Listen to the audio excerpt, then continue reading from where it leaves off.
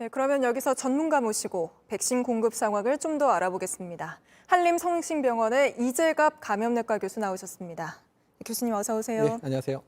화이자 추가 계약한 것까지 하면 9,900만 명분 들어온 셈인데요. 네, 문제는 관건은 언제 들어오느냐 아닙니까? 네, 일단은 지금 저희가 제일 걱정하는 부분이, 그러니까 지금 2분기에 접종을 해야 되는 이제 물량이 혹시나 부족할까봐 네. 제일 걱정을 하고 있거든요. 그래서 사실 이번 계약에서 2분기에 조금이라도 좀 더 들어오는 계약이 됐다면 얼마나 좋았을까 생각이 사실 드는데요. 일단 물량 확보는 다행스러운 부분이지만 일단은 이제 4월, 5월, 6월에 맞아야 되는 특히 이제 고위험군들이 주로 접종을 하기 때문에 그 접종 연령에 대한 조금 좀 부족한 한 200만 명분 정도를 어떻게 수급할 건가에 대한 부분에 대해 답을 정부가 내놔야 될 것 같습니다. 네, 그 2분기 접종 1,200만 명분이 좀 어려울 수도 있는 건가요?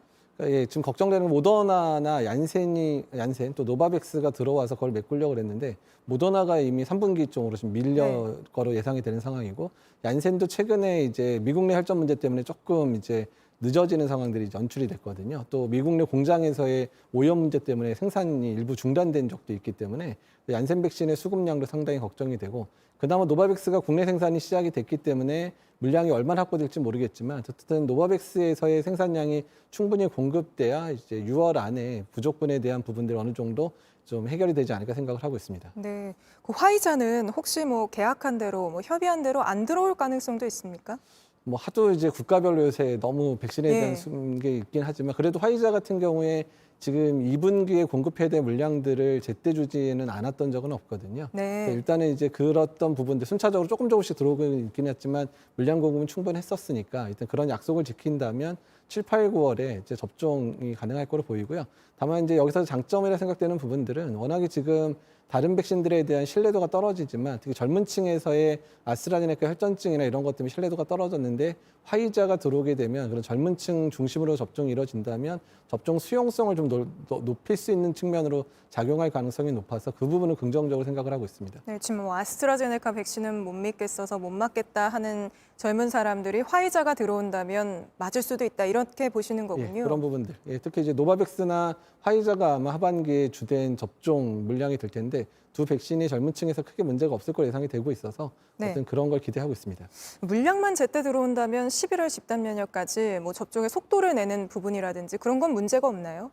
일단은 이제 저희 걱정 1분기에 일단 1,200만 맞추는 것도 중요하지만 네. 7월, 8월에 공급량이 충분할 거냐가 그렇게 7월, 8월에 접종을 잘 해놔야 9월, 10월에 이제 2차 접종하고 이제 마무리가 될 수 있거든요. 그래서 7, 8월 물량을 얼마나 확보하느냐. 그게 이제 뭐 화이자든 모더나든 노바백스든 간에 그 도입이 잘 돼야지 11월 목표를 다 도달할 수 있지 않을까 생각을 하고 있습니다. 뭐 물량만 들어온다면 뭐 우리나라 같은 경우에는 의료 시스템이 워낙 잘 갖춰져 있기 때문에 속도 내는 거라든지 그런 부분에 대해서는 큰 문제가 없을 거라고 보시는 거군요. 예, 현재 접종센터만 이용하는데도 하루에 15만 명을 접종을 하는 네. 상황이니까 이제 위탁 의료기관에서 접종이 가능한 이제 뭐 노바백스라든지 아스트라제네카 백신이 좀 더 들어오게 된다 그러면 하루에 뭐 30만 명, 50만 명도 접종이 가능하니까 속도에는 문제가 없고요. 그러니까 아마 물량 확보가 어느 정도 된다면 이제 접종 수용도를 어떻게 올릴 건가가 앞으로 이제 숙제가 되지 않을까 생각을 하고 있습니다. 네, 접종 거부하는 사람들을 어떻게 설득할지가 관건이라는 말씀이시군요. 네, 예, 그렇습니다.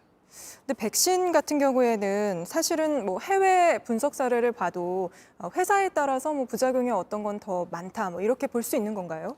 현재 그러지는 않고요. 특정 뭐 혈전증에 대해서는 뭐 이제 바이러스 벡터 백신 좀 많은 것 같다고 하는데 최근 나오는 거 보면 화이자 백신에서도 보고가 되고 있거든요. 네. 그래서 어떻든 백신 자체에 의한 차이라기보다는 어떤 이 코로나 백신 자체가 가지고 있는 이상 반응일 가능성도 있어서 이 부분들은 충분히 대비하면서 또 국민들이 안전성에 대해서 신뢰할 수 있을 만한 데이터들을 통해서 국민들을 잘 설득해야 될 문제라고 생각이 듭니다. 네. 그 마지막으로 짧게 하나 더 여쭤보면 아직 백신 접종은 속도를 내지 않고 있는 상황이잖아요. 걸음마 수준인데 그에 비해서 이제 확진자 나오는 건 거의 800명 가까이 나오고 있어서 이러다 정말 1,000명까지 나오는 거 아닌지 또 걱정이 많이 되고 있습니다. 어떻게 보십니까? 예, 일단 4차 유행이 시작이 됐는데 4차 유행이 극심해지면 극심해질수록 백신 접종에도 영향을 줄 수밖에 없거든요. 네. 그래서 일단 현재의 상황을 타개하기 위해서 정부 당국이 너무 지금 가만두고 있는 상황인데 어쨌든 뭐 거리두기 단계를 올리든 특별한 방역 대책을 하든 간에 현재 유행을 다 잡아야 일단 백신 접종까지도 순탄하게 될 거라 생각을 하고 있습니다.